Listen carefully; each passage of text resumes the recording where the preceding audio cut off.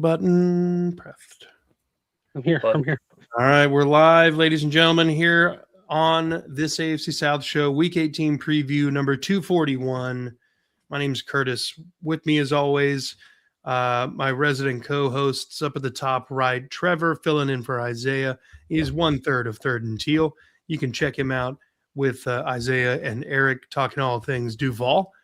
Trevor, how we doing tonight? I'm doing good, man. We locked in. We finna take this division in the morning. It's gonna be a good fucking day. Yeah. Down at the bottom, we got Andrew, who's one half of Titans Table for Two. You can check he and his brother Christian out as they talk Titans. We are without a Colts representative tonight. So are the playoffs. They've missed like 2 out of the last 3 previews. Yep. They're really taking this downfall hard. They are. I think everyone in the comments should go and flood their comments with L's for missing the shows. Let's take a gander real quick before we get into everything about maybe why the Colts are so upset. Oh, And they had like a 98.2% chance of making it at this point. This was after Houston had beaten the Bills on Thursday Night Football. All they had to do was not fuck it up. What'd they do? Fucked it up. Exactly. tragedy has struck. Uh-oh. Talk about tragedy. My fucking ring light's trying to fucking shit the bed. Tragedy. Look at the fucking 8-2. Now they're looking at 8-8. God, I'd hate to be a Colts fan. Hold on. Hello, darkness, my old friend. Literally. To talk with you again. But yeah, now that the Colts are pretty much done for, let's talk about the injuries. There's no Kamari Lassiter for sure for the Texans. Then we got a guy who's coming off of IR that couldn't quite make it back this week, Darrell Taylor. And Jamal Hill is not active this week. Trent Brown is questionable. D'Amico Ryans has already said that they will be playing the starters. This is going to be a full-blown attack on the Colts. It's not going to be – we don't think anything's official yet until the final whistle blows of both the Texans and the Jaguars games. Even though there's like a 99.9% shot that the Titans barely score 13 points. We gotta go over this again. Yes. 26 points in the last 5 weeks against defenses. No offense, better than theirs. Defense is really good, but some defenses that are better than theirs. Yeah, but we just hate you more. That mean we hate y'all too. So. And that's okay. But hey, all I'm gonna say is our punter was getting some smoke last time. Yeah, that was awesome. All right? I'm telling you. That was awesome. I loved it. It was a heated game for sure. CJ Hunter says he's just mad because our offense on an upset more than his right now. I hope you didn't put a lot of money on that, brother. Yeah, I mean, it'd be nice, but I even as a Texan, who cares? Yeah, we win the division. Make that much of a difference. Like it really doesn't make that much. We might get one. We'll get the one home game for sure, but we don't know what the hell else is going to happen. Yeah, y'all gonna come to Duval for a game. That's what's gonna happen. Yeah, I mean, I think there are a lot more. Would you rather play in Duval or would you rather play in fucking Arrowhead Stadium?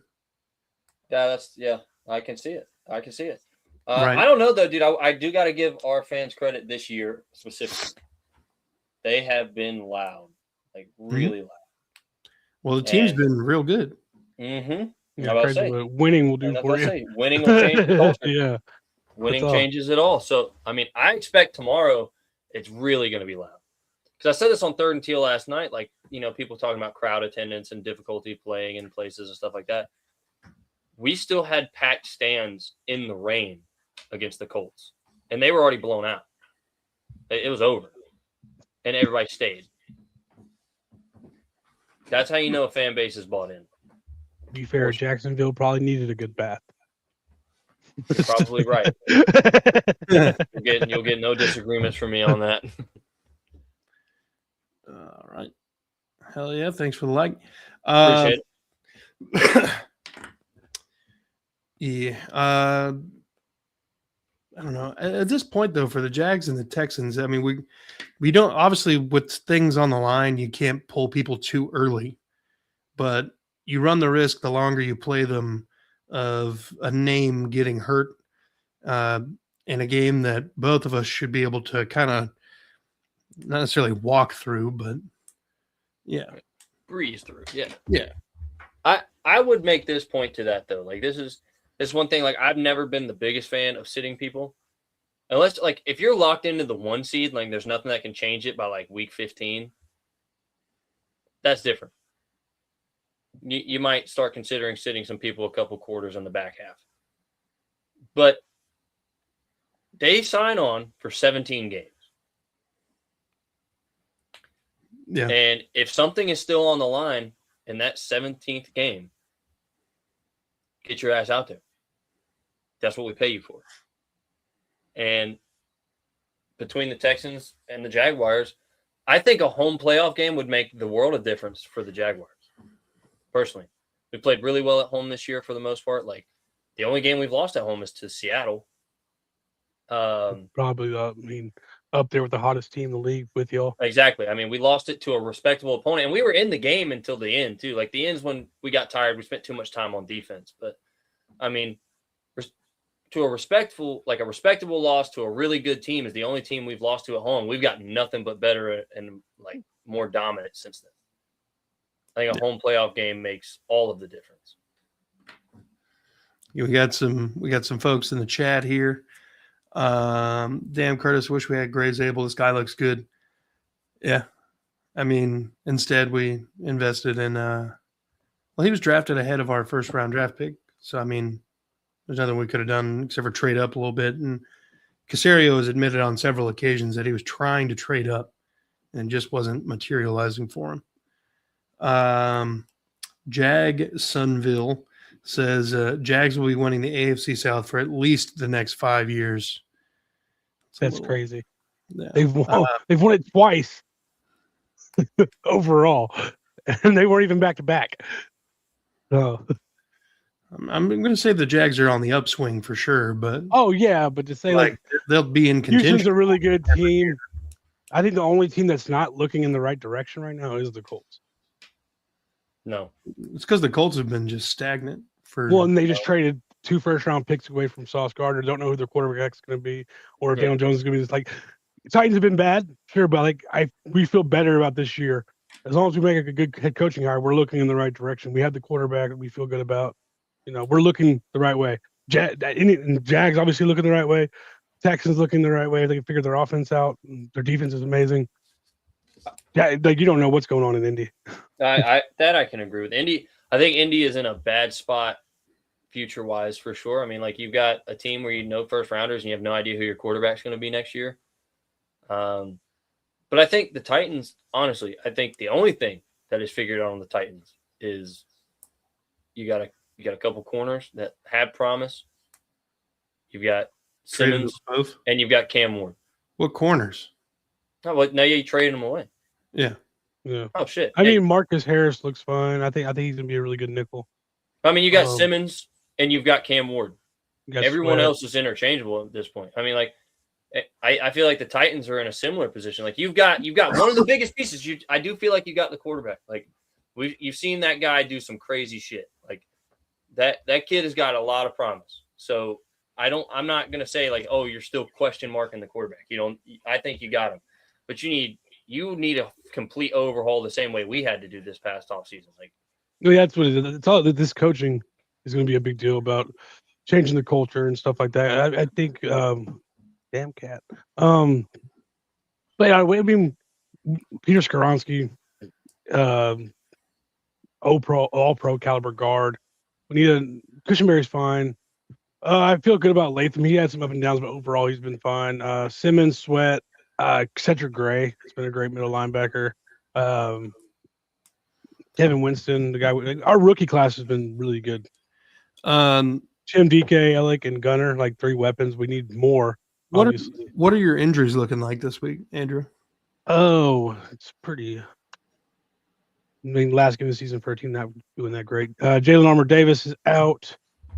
Ollie Gay is coming back from IR, rotational pass rush, whatever. Gunner Helm is out. Amani Hooker is doubtful for the best player in an already depleted secondary. Most underrated safety in the league. I mean, that still holds true. I don't think so. Keep going though. Who's the most underrated safety in the league? Marty Mapu. Van Jefferson is out. Arden Key is out. Femi, he was working his way back from IR, but he didn't make it back. I was really hoping he could get some more reps in for developmental edge. I think he has all the tools, but we'll see what he does with another offseason. And Bryce Oliver, activated off IR. He's been hurt all year. I don't know what was wrong with his knee, but he's been practicing on and off all year, hasn't played a game, and he's got activated, so he'll be back. Hell yeah. But for the Colts, pretty mid. Yeah. For the Colts, no Sauce, no Will Mallory, no AR, no Daniel Scott. I don't even know who Daniel Scott is. Michael Scott's son. That's literally my own. They got Riley Leonard out there starting because Phillip Rivers and the Colts could not get over the hump and stay in playoff contention. Riley Leonard, if you're not aware, is a rookie from Notre Dame and playing in an unenviable spot where you got to play the Texans defense. Now, he does have, top 2 running back, top 3 running back, and a pretty solid offensive line with a lot of those guys coming back this week. But I think he's in for a world of hurt. Trevor, what injuries do the Jags have? Okay, so our injury report right now actually looks really good for specifically coming into playoff time. The only person that I would like to have back that's not going to be there is Patrick McCarry is still out. However, I think us putting, Van Lanen at left tackle, hopefully Walker Little can just stand in the way at guard on the right side, at least. But everybody else, they have some stuff going on. We got plenty of people that are showing up on it, but none that are affecting their practice or participation. Like Bashaw Tootin returns this week, so our running game can be more eccentric again. We can have the 1-2 punch back like we like to do, which is great. I think that's perfect timing. He can come back, get back in the flow state before the playoffs. Love that. I mean, honestly, I think we look really good. Jalen McLeod's out, which is one of our rookie linebackers, but he was barely seeing time anyway. All things considered, I think we look pretty good. Okay. Hell yeah. Let's take a look at where everybody is sitting right now before the games of this weekend take place. Trevor, as somebody who is locked into the playoff spot or locked into the playoffs, what teams on this graphic actually worry you at all? The Bills. Honestly, I think the Texans. This is where I'm going to go with the Texans. All right, now I've said this before. It'd be between the Bills or the Texans. Okay, because we put belt to ass on the Chargers. We belted the Broncos at home. The Patriots haven't played anyone. I will stand by that. They are probably the softest fucking 13-3 I've ever seen. Doesn't mean they're not a good team, but I'm not scared of them. I think the Texans obviously have a good defense, but we put up 30-something points on that defense already. So we know we can score against that defense. 29. Oh, yeah, we did hold 29 that last time. Okay. Well, either way, I'm still not worried about it. We're pushing 30 on them. You know what I mean? Like, we can score on the defense. We know that. And honestly, I'm not taking away anything they did in that last game. They kept their heads in that game, and they did what they needed to do to finish. we took our foot off the gas, and that's what killed us. It was a typical story of you've got to stay you foot down all the way through. You have to play a full 60-minute game, and we did not do that. That's what we get. Yeah. So no, I'm not overly worried about the Texans. Like, we were in full control of that game until we gave it away, essentially. Like, and the Bills. I mean, the Bills have playoff experience. Honestly, I think this is the best year that Josh Allen has a chance to make a run. And I think he knows that. Yeah. Also, one of the weaker teams he's had, though, in my opinion. No, I think that's pretty spot on. You know, it's hard to say. It really is. It's hard to say. But those are the only two that really worry me. I mean, I know we can beat the Broncos. We've seen that. We figured out how to create space against a really good defense, and their offense isn't shit. Yep. The Steelers, they're one game from not even being in this shit. So right. And then everybody else we've already beaten or don't have any serious leg to stand on as far as we are a dominant team. I don't think there's really anybody who's in particularly dominant. Like in years past, like when Brady was on the Patriots, or we had the Peyton Manning era, or whatever. There were just dominant teams that could beat you on both sides of the ball every single week. The Broncos have a great defense, but a mid-ass offense. As you mentioned, the Patriots, to me, not just to me, but I mean, just look at their schedule, the easiest schedule possible.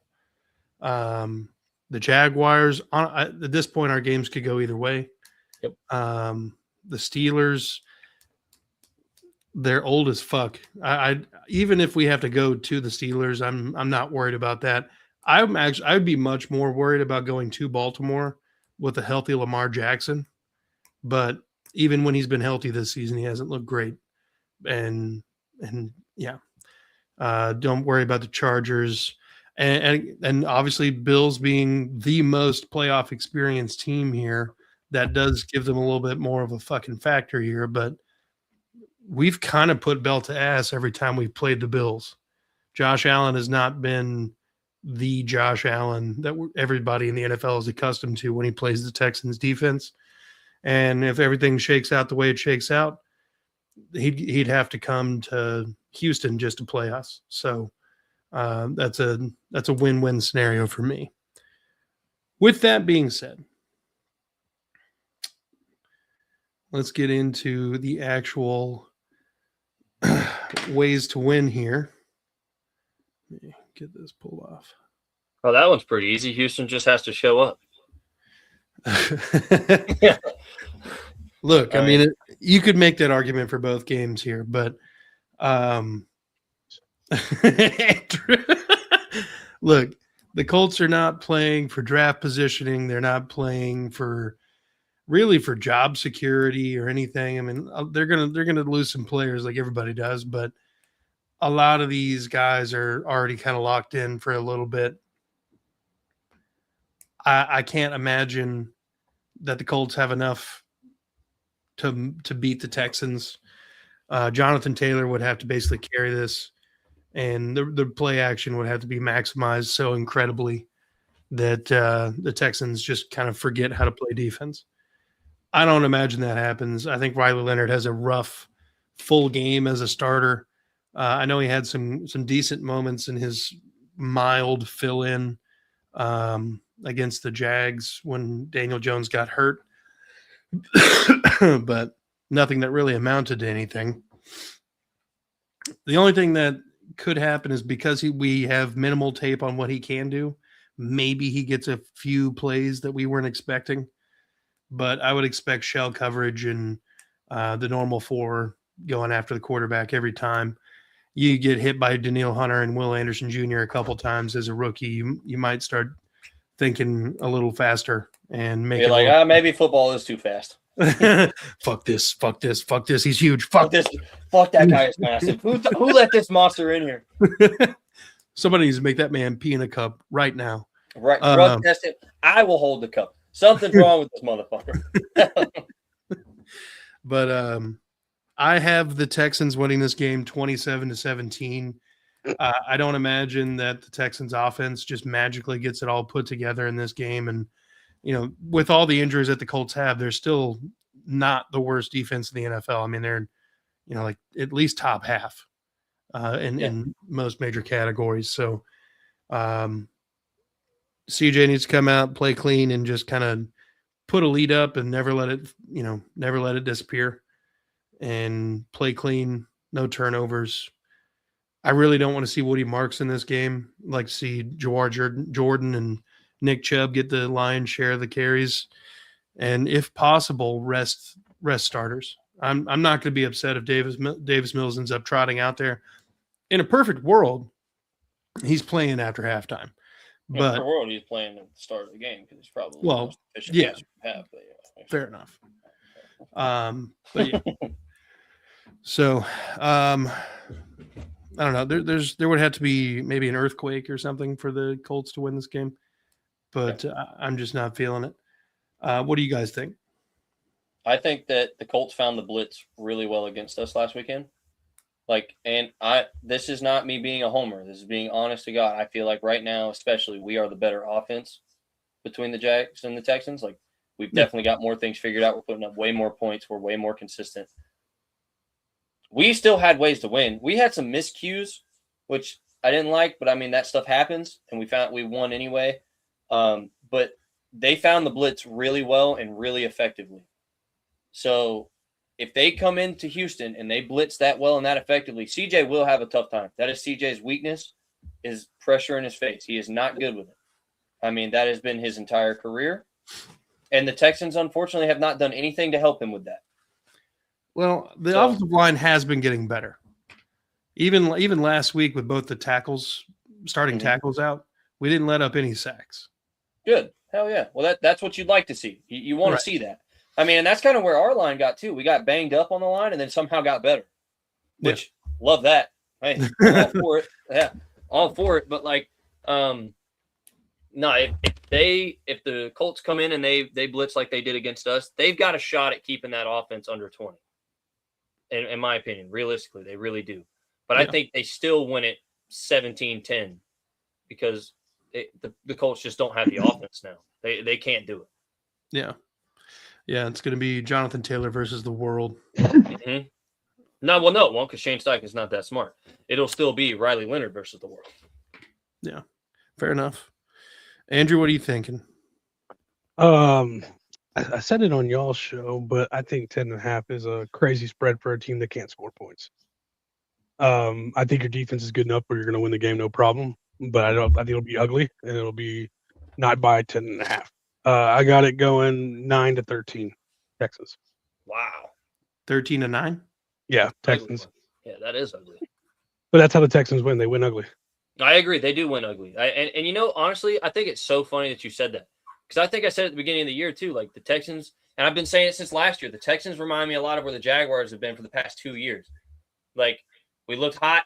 We fell on our face. Then we got hot again for a little bit. But, it was just, we were winning ugly. We weren't winning nice. It was not efficient. It just didn't appear sustainable. And then another fall off came because I think Doug just completely checked out, which I don't think you'll have that problem with D'Amico, obviously. It'll still be Anthony Richardson versus a rubber band. But that being said, I don't know. I think the Texans will take care of business and they'll get in the end zone just because the Colts are going to be so aggressive with the blitz. It will leave opportunities that if he gets even a split second, one of their rookies will go get the ball. Yeah. Well, you got a score prediction? Yeah, 17-10. 17. Oh, yeah. Sorry. No, you're good. All right. Let's pivot to the other game. We got ways to win. Titans at Jacksonville. Andrew, I'll let you have the floor here first. Let's hear about it. I don't think Jacksonville will have a hard time putting up points. As long as Trevor plays the way he's been playing, honestly. So, he didn't have his best passing game last week, but overall he's been looking a lot better in the second half of the season, passing the ball, not making as many mistakes. There hasn't been many of those throws because he usually played pretty well all over it. There was a handful of plays every week where you're like, oh, why the hell did you do that? That wasn't a great throw. He's minimized those. Last week wasn't a great game for him, but they did what they had to do to win. He still had 2 rushing touchdowns. But his passing, but as long as he passes the ball, which he shouldn't have any problem with on our secondary, they'll look really good. Like I'm over here, messing around with you guys. Jacksonville should win this game, but I don't think 13.5 and is a lot. And especially for a team who has been putting up 26 points a game in the last 5 weeks. But it gets some really good defenses, Cleveland being one of them. No. Saints is a really good defense. We up 26 on them. So I think the Jacksonville is going to win. I'm not going to put them in my prediction because I'm going to just hold true to what I said on Titans table for 2. But Jacksonville should win. I don't think they cover that spread, though. I'm going to say my prediction is going to be 30-29 Titans, but Jacksonville should win this game. Okay. But not by 13.5. That's insane. All right, Trevor. This isn't the same team they played 6 weeks ago, especially offensively. I don't know. That's tough. I think every time someone said we won't cover the spread, we cover the spread and then put more on top of it. Every time. Like the Chargers, we were actually the underdog. And we fucking decimated. We were the underdog against the Broncos, and we won by over 14 on them. Like I'm telling you, when the team needs to show up, I'm going to be completely honest. I don't know what Liam's doing in there, and I know it's just a bunch of attitude. That's what it is. But like, dude, they've got plenty of momentum and plenty of things to use to really get these guys going against the Titans. Like, fuck Jeffrey Simmons. Fuck anybody that had anybody to say anything after that game last time. And the fact that we got a couple Pro Bowl snubs for sure. Like Devin Lloyd being snubbed for the Pro Bowl. I don't give a shit what you say about anybody else on this team not making the Pro Bowl. Devin Lloyd not being a Pro Bowler just absolutely solidifies as a popularity contest and has absolutely nothing to do with football. Because that guy was, in my opinion, the best linebacker in football this year when he was on the field. Like, no ifs, ands, or buts. So they've got plenty of things to motivate. And to think, too, they know that the division title's on the line. They want the home playoff game. They want it. And they've emphasized it. They've talked about it a lot. And with your eyes being set on that goal, it's a little bit different. Like, because even from the Texas perspective, like, they need us to lose to do that. Like, they obviously have to go take care of business this week, but they also need us to lose. Our guys know all we got to do is go take care of business. That's all we got to do. We don't need anything else. We just got to show up tomorrow and put belt to ass on a team that we should absolutely put belt to ass on. And that's one thing we've done really well at this year is the teams that we should blow out, other than 2. There were 2 teams that we should have blown out that were way closer and should have been. But other than 2, we've done really well putting points against people that we should have. And I think that last game that we played against the Titans was just the exemplified version of that. Like, fourth quarter, Trevor and them didn't even have to touch the field. So I think the Jaguars will take it 35. I'll be nice and say 21. I think because Cam and them have been scoring points, but we average over 30 over the last month and a half. So, and that defense ain't stopping us, I don't think. I mean, the only thing we should be able to maybe control the run, but Trevor should. If Trevor has a bad game, it's all on Trevor. Mm-hmm. Because that secondary just beat to hell. Yeah. I've got the Jags winning 40-13. Somebody asked, do you think the Jags are going to jag and lose to the Titans? And no, I think this is a different Jags team. I think they walk and talk differently than any of the other Jags teams that I've seen. I don't think that they're going to fucking pull what was it, 2023? Yeah, that's not going to happen. No. There's 2 historical things that play in our favor. Do they actually mean anything? No, because that stuff always doesn't mean anything to me. Even like the whole Indianapolis can't win in Jacksonville thing. It might be a lot of going on, but like each year's different to me. But the Titans have never gone over in the division since AFC South has been a thing. They've never not won at least one game, even in their worst seasons. 2-14 one year, we still won one division game. And historically, over the last, I'd say, 5 years, 6 years. The Titans and the Jags have done a really good job of spoiling the other team's season. It's gone both ways. That's just that. Does it actually mean anything? No. But it is historically true. I think historically you're absolutely right. But I think Curtis is absolutely right. And take the fact that I'm a Jags fan out of it. Even just look at football and the stats and what they've been doing. This is not the same team. Even close. It's not even close. No. I said every year is different. That's just, like I said, historically things that actually don't really matter. Well, like this right here, this is the biggest thing. Like I'm seeing the Jags posted, like, what's your favorite game day tradition? And everybody's already posted their favorite one is the how does that feel? When Coach Liam comes in and fucking Nerf spikes the clipboard in the fucking locker room and everybody goes absolutely ape shit. Like, yeah. That's a fucking that's a culture there.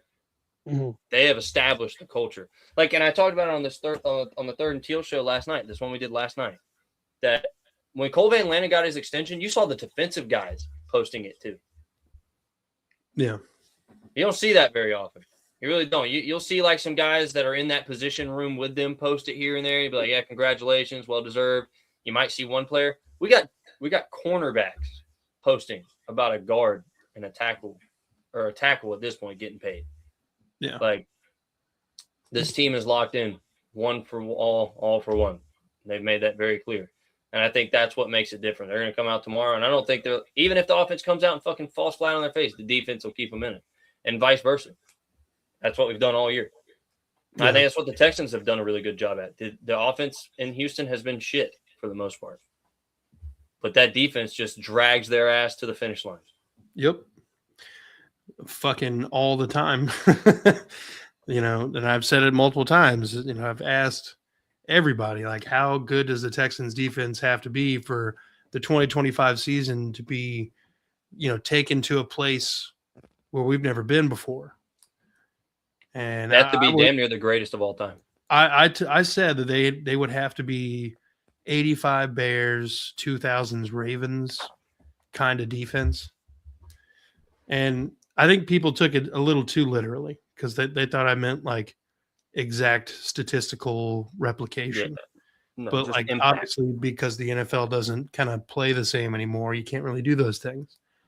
But you got to be that like the 2025 equivalent of those kind of teams. I hate the fact that 2000s Ravens, because they won the Super Bowl, and if we had beaten them in the playoffs, we would have won it because our defense was better than theirs that year in every category by a little bit. But that's the year we brought in Keith Bullock to already go with Javon Curse and Lane Bishop and Samari Roll. But that defense always gets forgotten because we didn't win it all, and they did. Yep. I remember that game vaguely, but I remember it. Tragic. I think that was when I decided I'm not a Titans fan. Those defense, damn, that's so crazy. 10 and 12 points respectively, and 238 and 248 yards respectively. That's insane. Those are crazy defenses. Yeah.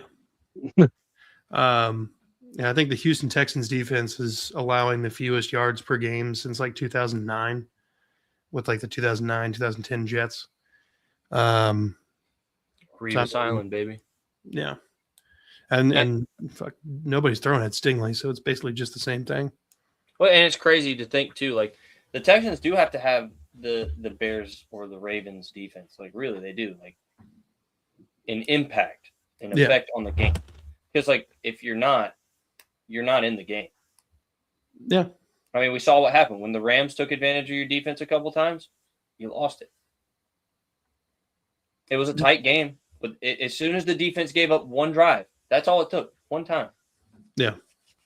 And that's what I think is scary about, like, yeah, defense does win championships, but that does not mean they win championships for inept offenses. Yeah. Well, I mean, the 2000 Ravens. Yeah, I was about to say, their offense was pretty bad. Yeah. We'll be here looking at this damn roster. You can't just fucking ball hawk and take someone's face off like Ray Lewis does. You know what I mean? Like, yeah, Ray Lewis is removing motherfuckers from games. You know what I'm saying? Like, yeah. So as that's happening, it gets a lot easier to take an offense out of a game and make sure that nothing happens. Yeah. Now everybody's got to be so cautious, so careful. It almost the game almost forces you to give up scores. Like you almost have no choice now. At some point, you're going to give up some points, and that's why shutouts don't happen that often anymore. Yeah. I mean, they just don't. They used to happen, but they really don't happen that much anymore because you can't be as physical. You can't be as much of a missile to the ball as you'd like to be. So when you see nowadays, I don't think you can go all the way and win it all with a completely inept offense. I mean, like, no, you can contend because your defense is that fucking good. Yeah. I mean, but at one point, and like say you got what, like a 4-game stretch between the big one and the playoffs, right? One of those drives is gonna fall short on the defensive side of the ball, and you're gonna be left wondering that whole time: is this the one? Mm-hmm. Like, is this the one that breaks the camel's back? Because really, it's a lot to carry. Yeah. So. But that's why you're absolutely right. Their impact is that instrumental. That's how important that Texas defense is to that team. Like, yeah, if an MVP award could go to like a unit, it should go to that unit. 100%. Yeah. The one of the weirder stats, it's not necessarily weird if you've watched any of the Texans play. So we're number 1 or number 2, top 3 in a lot of different categories. But we're like number 25 in red zone touchdowns. Mm-hmm. So it's funny that we've actually had, so like in the second Jags game, you had the short field touchdown to Parker Washington, and then the special teams touchdown with Parker Washington. Mm-hmm. The Seahawks had 2 short field touchdowns. And then for the rest of the game, for the most part, it's not like, I don't remember in the second Jags game, maybe I'm wrong, but I don't remember there being a lot of driving the length of the field touchdowns. We drove the length of the field twice, punched in once, kicked a field goal in the second. And that's the thing. Like, that's why I say that game for us is very frustrating. And I think that was our pivotal moment for the season because we knew we could do it. But I mean, if you can drive the field on a defense, you can score on them. Yeah. I mean, that's just the way football works. So right. The fact that we didn't miscues and stupid ass untimely mistakes. And that's what we did. And the Texans kept their head in it the whole time. They absolutely deserve all the credit for that. Like, I'm not sitting here saying, oh, they only won because we let them. No, they won because they kept their head in the game and stayed focused even to the end, even being down multiple fucking scores. That's how they won. However, if you're looking at it from a self-reflection standpoint, you're looking at this, you're like, how the fuck did we get here? We got here by beating our fucking selves. Like, we threw that shit away. We're up 2 scores within the first 5 minutes of the fucking game. Yeah. We threw it away. I mean, so it's very difficult to swallow that, especially knowing like that's the best defense in the league and you can drive the length of the field on them. Yeah. You can do that. You've got a good shot. Yeah. Yeah. Well, look, I think this is a good spot to go ahead and wrap her up. Gentlemen, do we have any closing comments? Wait. What do we wait? You want playoff machine? You want my final week's prediction as going into? Fucking hit me. All right. Let's do it. I have Denver getting the 1 seed because, like I said, San Diego's going to give it to them. Mm-hmm. New England 2 seed, 3rd seed Jacksonville, 4th seed Baltimore. Going to New England is the Chargers. Going to Jacksonville is Buffalo, and Texans going to Baltimore. NFC, I have the Seattle winning. They are winning right now, so it looks good. 2nd seed Chicago, 3rd seed Philadelphia, 4th seed Tampa Bay. Green Bay going to Chicago. That's an awesome playoff game right there. San Francisco going to Philadelphia, and the Rams going to Tampa Bay. Now, the biggest, I was looking like playing with the games. This is what my actual prediction is because I do think Jacksonville's going to win. That game has the most play in what can happen in the AFC, though, because it's the Titans were to win that game. Everything flips around. Buffalo goes to the 5 seed, goes to Baltimore. Houston comes to the 3 seed, and Jacksonville goes to the 6 seed and goes to Houston to play opening week. Now, that's my dream, not even for the Titans to win, but just to see y'all play in the first rounds. Yeah. Son of a bitch. Of course you would. Yeah. Play in the first round. Come on. We We gotta wanna be a save conference that for championship game. later Come on, man. possible. Yeah. And if we make it to the conference championship game, at least the Texans can say they finally made it. Bingo. Yeah. Because they've never I even don't made care. it there. I don't give a fuck if they make it there. Shut up. Hope they never make it there. Farting That's this right. year. Fuck them. Let's. You know, It's like actually, they'll never Andrew, have the Oilers history too. So Well, we don't want to be a bunch of losers anyway. you damn sure want them jerseys though. We just want the color. We don't care. I say the jerseys are fire. I mean, you can't. On behalf of all Texans fans, you can keep the jerseys. Oh my God, the I want- 49ers turned it over in the red zone. They're about to you're score. You're behind. Looks like McCaffrey. No, I just clicked back over because I was doing the playoff machine. I'm looking at the replay. Fucking nerd. Seattle can really make some noise. As long as Darnold plays game manager football, like they're gonna be good. Yeah. If the mental pressure doesn't get to him. If they win, Sam Darnold will be the second quarterback ever to win 14 games on his first year with the team. You name the other quarterback? Sam Darnold. Sam Darnold last year. That's crazy. I still can't believe they let him fucking walk, dude. For JJ McCarthy. Just to see how much of a fucking. Not potato only that that, Aaron Rodgers wanted to go there. Yeah, Can dude. you They were like, no, we're going to run with 9. Dude, if A-Rod went to fucking Minnesota, dude, oh, brother. Because like, he still got the arm. I don't care. yeah, he might not be the guy he was, but he's better than 9. Now, let's imagine the alternative universe where that happens. And he follows Brett Favre's maybe career. Sam Darnold stays in Minnesota and kind of mentors 9. Maybe Then maybe 9 becomes better. maybe Aaron Rodgers goes to Pittsburgh anyway, and then they realize, hey, because maybe Aaron Rodgers still gets hurt the same way he did this year. JJ McCarthy comes out, plays like shit. They trade him to Indianapolis. Oh, yes, we reset them another 20 years. Yes. They're never going to be good. Yes. Oh my God, that'd be hilarious. So how long do you guys think until Phillip Rivers comes back to be the full-time starter? 5 more years. Whenever his insurance starts to run out again. Or the Colts? Yeah. His insurance will start to run out, and he's going to hit 55. And he's going to have to come back because he's going to have another 10 kids by then.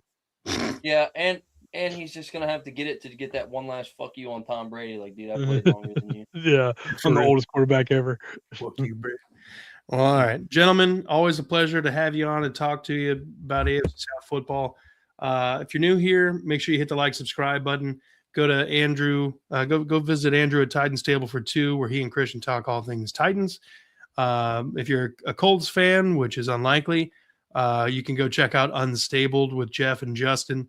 If you're a fantasy football guy, Justin's your guy. He's got Kingmaker Sports for you. And then they do another joint venture tag team talk for the wrestling fans out there. Of course, we got Handsome Trev up here in the top right. He's 1/3 of Third and Teal with Eric and Isaiah. If you're a Jacksonville Jaguars fan, which usually is most of the comment section, make sure you go check out Third and Teal. If you're a Texans fan, come check out me, Mike, and Chris on That Real Texas Team podcast. That being I was said, wondering where Devil Dog was, but I thought maybe he came in, saw Trevor, said, fuck you, I'm out. He probably did. He probably did. Yeah. oh God, but y'all be good. I hope everything goes great for you in the new year, and be good people. Fuck the Colts and the Cowboys. Fuck them. Fuck the Colts. Fuck the Titans. Fuck Man, the we're Colts talking- extra hard, though. The Colts aren't here.